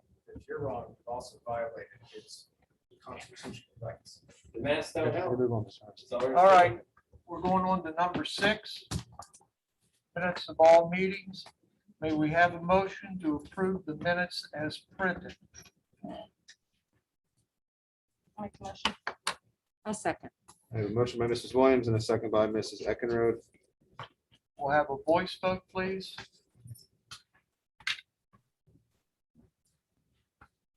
All in favor, say aye. Aye. Opposed, nay. Motion carries. Number 7, business reports. We have a motion to approve. May we have a motion to approve the financial reports as printed? I'll make the motion. I'll second it. I have a motion by Mrs. Tate and a second by Mrs. Dalton. Questions or concerns? Roll call, please. Mrs. Dalton? Yes. Mrs. Eckenrode? Yes. Mr. Hardesty? Yes. Mr. Larch? Yes. Mr. Belenik? Yes. Tate? Yes. Mrs. Williams? Yes. Motion carries. Number 8, presentation of bills. May we have a motion to authorize payment of the bills as presented? General account for 2021, 2022, $198,300. $371.19. No bills for capital reserve, no bills for the cafeteria. Have a motion, please. I'll make the motion. Second. I have a motion by Mrs. Eckenrode and a second by Mrs. Williams. Sorry, Mr. Larch. Questions? Roll call, please. Mrs. Dalton, Yes. Mrs. Eckenrode, Yes. Mr. Hardesty, Yes. Mr. Larch, Yes. Colonic, Yes. Tate, Yes. Mrs. Williams. Yes. Motion carries. Program updates, Mr. Johnston, anything? We have none this evening, Mr. All Hardison. right. Superintendent's report. Sure. Just want to remind you of the items that are on the agenda this evening, asking for your approval. First, under Budget and Finance, asking you to approve an agreement through CM Regent for all of our commercial liability packages. Also asking you this evening on 14B to approve the slate of officers that you support for PSBA. Under 14C, asking you to approve a tax abatement application filed by Danielle and Michael Vassbinder at a residence on Manor Road. Also asking under Business and Finance that you approve an agreement with Roshini Group for issuing out our IRS forms from the district in regards to the Affordable Care Act. Also, this evening, asking under athletics that you approve and accept the resignation of head baseball coach, Mr. Karanish. Also asking you to approve our ambulance service agreement for this school year at a cost of $4,550. That is a $250 increase from last year. Also under transportation, number 17 this evening, we have a list of substitute drivers that we'd like you to approve. Also under number 18, we're asking you to approve revisions to two different policies. First is 006, the local board procedures. Also number 903, public participation in board meetings. And again, all that language is relating to the Sunshine Act that Mr. Safran described to us a month ago. Under new business, 20A, have guest teacher for you to approve. Under 20B, asking you to approve a couple substitutes for the school year. Also under C, asking resignations for two different instructional assistants. First is Mrs. Robin Romanchik is retiring effective October 29th. Also asking you to accept the resignation of Rebecca Wallace effective August 30th. We also ask that you approve this evening a long-term substitute in our elementary art classroom. That individual is Caitlin Marsh. Also asking you to approve an agreement for our Go Guardian, which is on the Chromebooks of all of our students in the district. Also under 20G, asking you to approve the Student Assistance Program letter of agreement with Armstrong Indiana Clarion Drug and Alcohol Commission. That agreement is related to our SAP program at the high school. And then also we have two FMLA requests seeking your approval along with an unpaid leave. And again, the addition of accepting the resignation of Dr. Boston as a school board member. Two other items for this evening. Our Comprehensive Strategic Planning Committee meeting typically meets the third Thursday of every month. However, we're going to adjust it by 1 week. So the Comprehensive Strategic Planning Committee will meet September 23rd in this room at 6:30. Also invite parents. We are into the fall sports. So we invite you to all of our activities along, particularly with our band that will perform at Cookport Fair next week on September 16th. And that's all I have, Mr. Hardesty. Thank you, Mr. Johnston. Be sure to review the high school activity accounts. Nothing for federal programs, public relations, the Kings Manor Foundation. We'll move on to old business. Is there any old business to bring before the board? None. Negotiations Committee, Mrs. Eckenrode. I have nothing this evening, Mr. Hardesty. Thank you, Mrs. Eckenrode. Curriculum Committee, Mrs. Williams, Chairperson. Nothing tonight, Mr. Hardesty. Thank you very much, Mrs. Williams. Under Budget and Finance, we have 14A, approved property, liability, auto, and school leaders insurance. May we have a motion to accept and approve the school insurance proposal from CMR Regent as presented by Walbeck Insurance Agency. The commercial liability package shall include coverage for property, general liability, automobile, crime, excess liability, and schools leaders legal liability. The effective date of this insurance coverage will be October 1st, 2021, with the expiration date of September 30th, 2022. The total premium for the insurance proposal is $50,929, and payment of said premium is hereby approved. May we have a motion? Second, please. I'll second. I have a motion by Mrs. Williams and a second by Mrs. Eckenrode. Comments or questions? Roll call, please. Mrs. Dalton? Yes. Mrs. Eckenrode? Yes. Mr. Hardesty? Yes. Mr. Larch? Yes. Mr. Planick? Yes. Kate? Yes. Mrs. Williams? Yes. Motion carries. Number 14B, PSBA slate of candidates. May we have a motion to cast the votes of Board of School Directors for PSBA officers and the PSBA Insurance Trust as follows. President-elect Sabrina Becker, Franklin Area School District. Vice President Allison Mattis, North Hills School District. East Zone Representative Edward Brown, Upper Darby School District. PSBA Insurance Trust Trustee Richard Friedrich. PSBA Insurance Trust Trustee William Lakoff, and PSBA Insurance Trust Trustee Nathan Mays. I made the motion. You did not. I'd like to make that motion. We need a second, please. I'll second. I have a motion by Mr. Hardesty and a second by Mrs. Tate. Any questions or comments? Roll call, please. Mrs. Dalton? Yes. Mrs. Eckenrode? Yes. Mr. Hardesty? Yes. Mr. Larch? Yes. Mr. Planick? Yes. Tate? Yes. Mrs. Williams? Yes. Motion carries. 14C, approved tax abatement application. I move to accept and approve, subject to review by the County Board of Property Assessment Appeals and the Chief Assessor, the new home construction tax abatement application of Danielle Bassbinder, 2106 Manor Road, Clymer, PA, 15728, for the full real estate tax exemption for a period of 24 consecutive calendar months, starting with the effective date determined by the County Board of Assessment Appeals.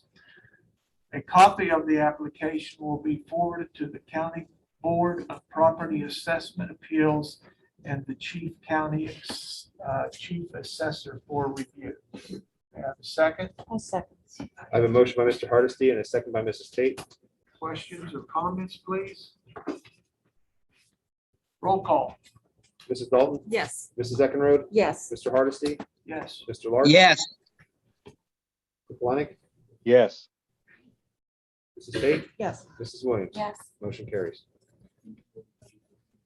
My last one is 14D, approve Rashini agreement for ACR reporting. I move to approve an engagement agreement with Rashini Group to assist the school district in the completion of the district's reporting requirements mandated by the Patient Protection and Affordable Care Act as codified in sections 6055 and section 6056 of the Internal Revenue Code. As part of this engagement, the Rashini Group will use the information obtained through databases coupled with information that the district provides to generate and complete the district's IRS forms. The cost of this service will be $6.25 per 1995 form that has been filed with the minimum charge of $500. May I have a second? A second. I have a motion by Mr. Hardesty and a second by Mrs. Eckenrode. Questions, concerns? Roll call, please. Mrs. Dalton? Yes. Mrs. Eckenrode? Yes. Mr. Hardesty? Yes. Mr. Larch? Yes. Mr. Plenick? Yes. Mrs. Tate? Yes. Mrs. Williams? Yes. Motion carries. That's all I have. Buildings and grounds, Mr. Poleni. Nothing to report this evening, Mr. Hardesty. Thank you, Mr. Poleni. Athletic Committee, Mr. Larch, looks like you have a few things. Yes, I do, Mr. Hardesty. I have a couple items. I'd like to make a motion to accept the resignation of Robert Paranish as head baseball coach and to grant the administration permission to post and advertise for this position. A second. I have a motion by Mr. Larch and a second by Mrs. Eckenrode. Questions or comments? Roll call, please. Mrs. Dalton? Yes. Mrs. Eckenrode? Yes. Mr. Hardesty? Yes. Mr. Larch? Yes. Plenick? Yes. Tate? Yes. Mrs. Williams? Yes. Motion carries. Okay, 16B ambulance service agreement.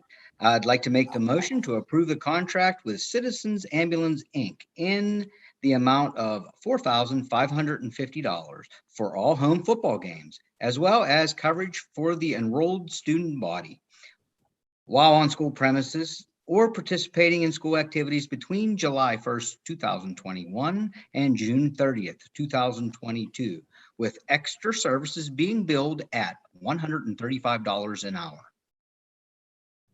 I'll second. I have a motion by Mr. Larch, a second by Mrs. Tate. Questions or concerns, folks? Roll call, please. Mrs. Dalton? Yes. Mrs. Eckenrode? Yes. Mr. Hardesty? Yes. Mr. Larch? Yes. Mr. Plenick? Yes. Mrs. Tate? Yes. Mrs. Williams? Yes. Motion carries. That have you covered, Mr. Larch? Oh, yes. Sorry, Mr. Hardesty. That's all I have this evening. Thank you very much. Transportation Committee, number 17, Mrs. Tate. Yes, I have one item this evening, approved drivers for the 2021-2022 school year. I would like to make the motion to approve the following bus drivers and substitutes for Tri-County Transportation for the 2021-2022 school year. Casey Dickey, Ashley Niswonger, Cassandra Long, Anthony Verba, James Barnes, Ann Berkeley, and Travis Whitney. A second. I have a motion by Mrs. Tate and a second by Mrs. Williams. Questions or concerns? Comments? Roll call, please. Mrs. Dalton? Yes. Mrs. Eckenrode? Yes. Mr. Hardesty? Yes. Mr. Larch? Yes. Mr. Plenick? Yes. Mrs. Tate? Yes. Mrs. Williams? Yes. Motion carries. And that's all I have tonight, Mr. Hardesty. Thank you, Mrs. Tate. Under policies, we have 18A, approved revisions to policies. May we have a motion to approve the revisions to the following policies as presented? All board policies appear on the district's website. Policy 006, local board procedures. Policy 903, public participation in board meetings. Do we have a motion? I'll make the motion. I'll second. Questions or concerns? I have a motion by Mrs. Eckenrode and a second by Mrs. Tate. Mr. Hardesty? I apologize. Roll call, Mr. Muscatello. Sure. Mrs. Dalton? Yes. Mrs. Eckenrode? Yes. Mr. Hardesty? Yes. Mr. Larch? Yes. Mr. Plenick? Yes. Mrs. Tate? Yes. Mrs. Williams? Yes. Motion carries. Any correspondence? Have none, Mr. Hardesty. Under new business, we're moving on to 20A. Grant guest teacher for 2021-22 school year. I'd like to move to approve the following guest teachers for the 2021-22 school year. Lorelei Wheeler. May I have a second? I'll second it. 1 second, please. I have a motion by Mr. Hardesty and a second by Mrs. Dalton. Questions or concerns? Roll call, please. Mrs. Dalton? Yes. Mrs. Eckenrode? Yes. Mr. Hardesty? Yes. Mr. Larch? Yes. Mr. Planick, Yes. Mrs. Tate, Yes. Mrs. Williams. Yes. Motion carries.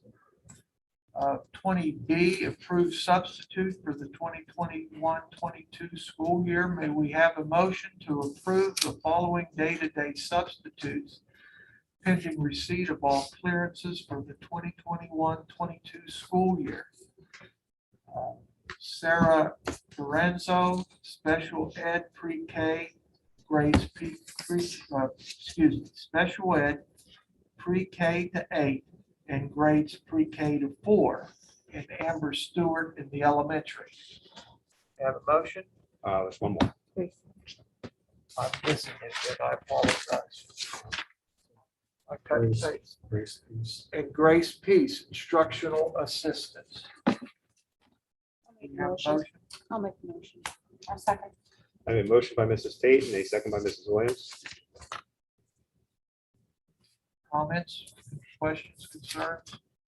Have a roll call. Mrs. Dalton. Yes. Mrs. Eckenrode. Yes. Mr. Hardesty, Yes. Mr. Larch, Yes. Mr. Planick, Yes.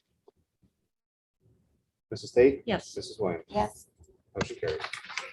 20C, accept resignation of instructional assistant. May we have a motion to accept with regret the resignation of Robin Romanchik as an instructional assistant effective October 29th, 2021. I'll make the motion. I'll second it. I have a motion by Mrs. Eckenrode and a second by Mrs. Dalton. Questions? Roll call, please. Mrs. Dalton, Yes. Mrs. Eckenrode. Yes. Mr. Hardesty, Yes. Mr. Larch, Yes. Mr. Planick, Yes. Mrs. Tate, Yes. Mrs. Williams. Yes. Motion carries. 20D, accept the resignation of instructional assistant. I move that we accept with regret the resignation of Rebecca Wallace as an instructional assistant effective August 30th, 2021. Second. I have a motion by Mr. Hardesty and a second by Mrs. Williams. Questions or concerns? Roll call. Mrs. Dalton, Yes. Mrs. Eckenrode. Yes. Mr. Hardesty, Yes. Mr. Larch, Yes. Mr. Planick, Yes. Mrs. Tate, Yes. Mrs. Williams. Yes. Motion carries. 20E, hire long-term elementary art substitute.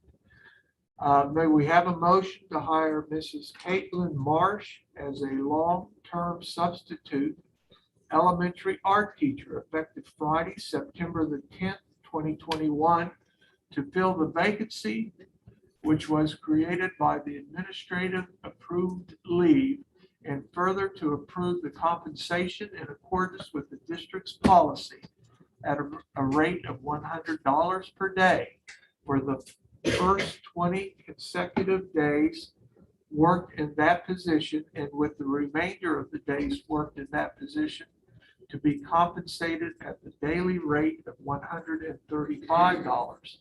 This long-term substitute position is not to exceed 90 workdays. Motion, please. I'll make the motion. I'll second. I have a motion by Mrs. Tate and a second by Mrs. Williams. Comments or questions? Let's have a roll call. Mrs. Dalton, Yes. Mrs. Eckenrode. Yes. Mr. Hardesty, Yes. Mr. Larch, Yes. Mr. Planick, Yes. Mrs. Tate, Yes. Mrs. Williams. Yes. Motion carries. 20F, approve Liminex quote. I move that we approve a quote in the amount of $25,195.06 for a 3-year agreement with Luminex DBA Go Guardian to provide monitoring, filtering, and reporting for student devices. The board authorizes the board secretary to sign off on the agreement. I made the motion. I'll second. Motion by Mr. Hardesty, a second by Mrs. Eckenrode. Questions? We'll have a roll call, please. Mrs. Dalton, Yes. Mrs. Eckenrode. Yes. Mr. Hardesty, Yes. Mr. Larch, Yes. Mr. Planick, Yes. Mrs. Tate? Yes. Mrs. Williams? Yes. Motion carries. 20G, approve 2021-22 Student Assistant Program Letter of Agreement with the Armstrong, Indiana Clarion Drug and Alcohol Commission. I move that we approve a student assistant program agreement between the district and Armstrong, Indiana Clarion Drug and Alcohol Commission for 2021-22 school year for the purpose of providing drug and alcohol SAP liaison to the district student assistant programs as presented. This agreement of services is at no cost to the district. I'll second. A motion by Mr. Hardesty and a second by Mrs. Williams. Questions? Let's have a roll call. Mrs. Dalton? Yes. Mrs. Eckenrode? Yes. Mr. Hardesty? Yes. Mr. Lawrence? Mr. Polinick? Yes. Mrs. Tate? Yes. Mrs. Williams? Yes. Motion carries. 20H, approve FMLA request.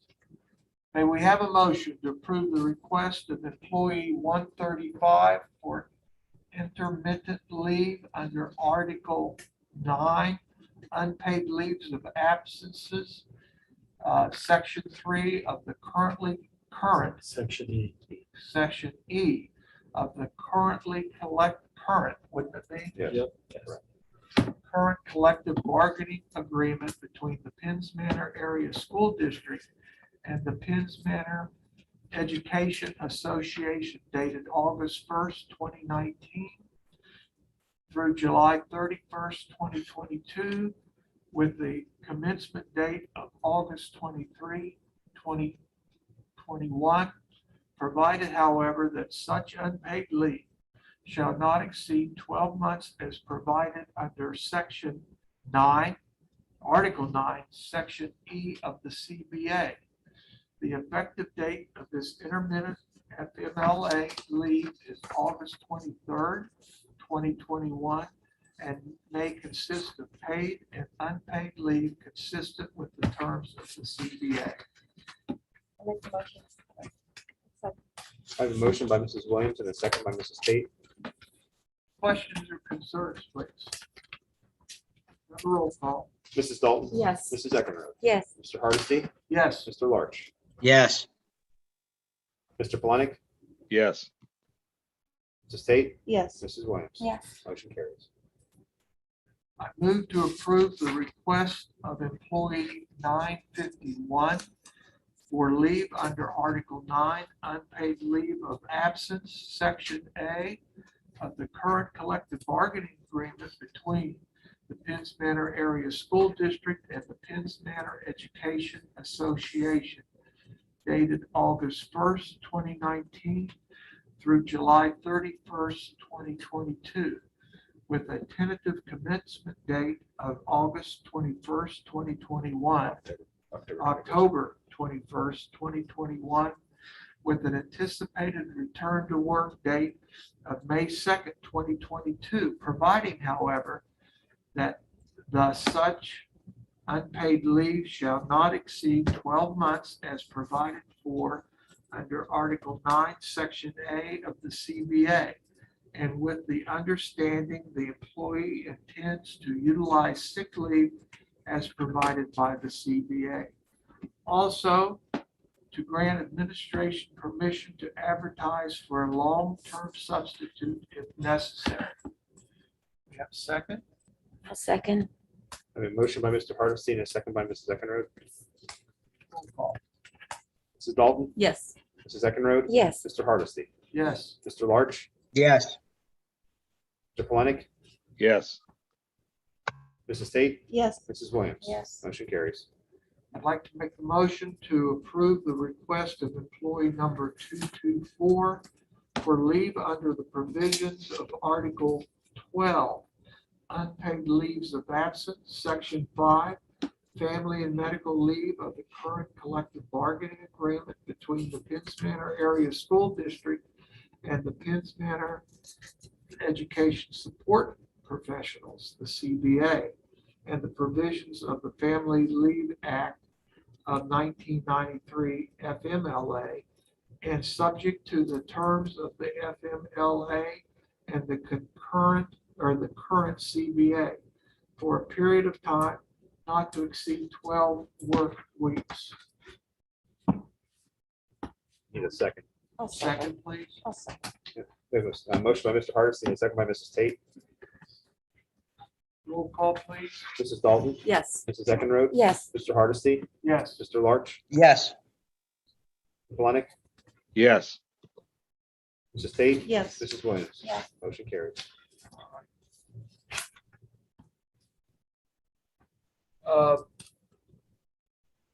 We're going to go to 20K. We need a motion to accept the resignation of Dr. Paul Boston effective September the 9th, 2021, as a member of the School Board of Directors for the Penns Manor Area District from Cherry Hill Township, Region 2. Dr. Boston's letter of resignation was received on September the 9th, 2021. I'll make the motion. Second, please. I have a motion by Mrs. Eckenrode and a second by Mrs. Williams. Questions or concerns? Roll call, please. Mrs. Dalton? Yes. Mrs. Eckenrode? Yes. Mr. Hardesty? Yes. Mr. Larch? Yes. Mr. Polonic? Yes. Mrs. Tate? Yes. Mrs. Williams? Yes. Motion carries. Yes, Can I ask a question in reference to that? sure. How will that position be filled until the next election? Wait Yep. 2 minutes. Okay, We'll have that. thank you. In fact, why don't you go ahead and do that before we take on the field trips? Okay. We have a policy. The school district has an administrative regulation with governing what happens when a board member resigns or vacancy occurs. And it provides that the district will, first of all, advertise in the newspapers that we typically advertise in, indicating that there's a vacancy and how anybody that's interested can make contact with the district, indicating that they are interested in the position. We'll establish tonight, we're going to be discussing a timeline, because technically under the code, we have 30 days to fill a vacancy. And obviously, our next meeting would be on October the 14th, which is outside the 30 days. So we're going to advertise a special meeting commencing on October 7th at 7 o'clock. At that time, the board will interview the candidates, which has to be done in public, and then make a decision as to who they want to appoint to that position. And then, of course, that person will have to be sworn in within 10 days of their appointment. Also, we can put it on the website, the district's website, indicating that there's a vacancy and what you need to do to apply. And the deadline for the submission of those applications. And then our committee meeting, which normally starts at 7, will start right after that special meeting. Good. And the candidates who are going to be applying for this still have to be from that same region. Yes, yes. And then also, because typically, well, the way the code reads, if there's a vacancy in someone's position and it occurs more than 60 days prior to the municipal election, then they would serve to December, the first week of December of that year. However, in this case, because there's not 60 days between September 9th and the municipal election, which is on November the 2nd, this person will actually serve until the first week of December 2023, which is the end of Mr. Boston's time period. All right. Thank you, Mr. Saffron. Thank you, sir. Number 21, request for field trips and conferences. May we have a motion to approve the field trips and conferences as attached? I'll make the motion. I'll second. A motion by Mrs. Eckenrode, a second by Mrs. Tate. Let's have a roll call, please. Mrs. Dalton, Yes. Mrs. Eckenrode. Yes. Mr. Hardesty, Yes. Mr. Larch, Yes. Mr. Planick, Yes. Mrs. Tate, Yes. Mrs. Williams. Yes. Motion carries. Upcoming meetings, our committee meeting and our special voting meeting. We'll have a motion for that. We have, that's right. We have a motion. Just flip it over. There. I would like to move that we have a special meeting on October 2nd, 2021 with the October 7th, 2021 with the regular committee meeting to follow thereafter The special meeting will be at 7 PM at 7. Okay. with the committee meeting to follow thereafter. Let me reread that, please.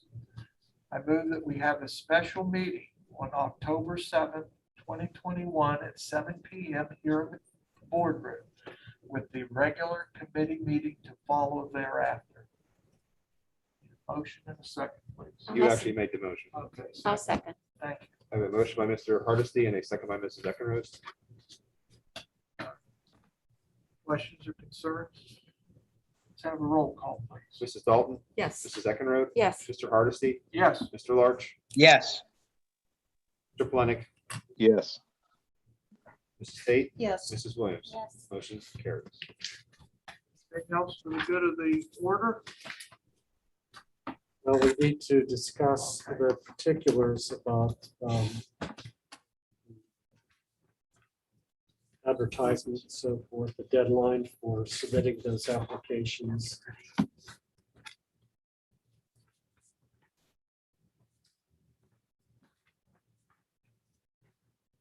Any thoughts on that? What's the minimum number of days it has to be advertised in the newspaper? I don't see anything in the administrative regulation. Okay, I think it just has to be advertised once in our newspapers of circulation. Yeah, the district's chosen newspapers of circulation. Okay. Will advertise the vacancy, the timeline for submitting resumes and an application. And that also the deadline for doing that. And of course, the indicating that the candidate must be a qualified elector from Region 2. Yes, okay. So I think that we can get it in both newspapers of circulation by Monday, the 13th. Okay. And then is 1 week a long enough time frame? I don't recall what we did last time, so I'm thinking 1 week, enough time to solicit applications. That's up to the board. Okay, you guys okay with a week? Is that what we did last time? You don't have to, it's okay. You don't have to. I just I wonder. have it here. Let's see. I just think we should keep it the same as we did last time. We put it in the 18th day of March. And we asked for applications to be due on March 31st. So we did 2 weeks. I thought it was more than that. So what we could do is have them due on the 27th, goes in on the 13th, due on the 27th.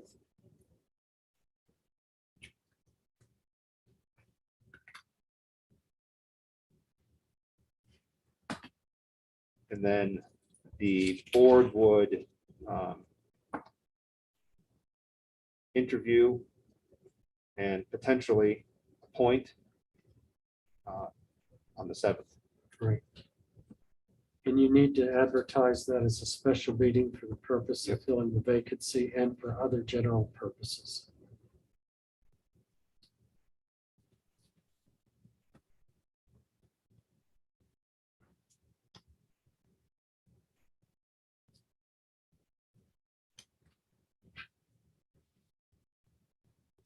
Got it? Anything else? This meeting's adjourned. Let's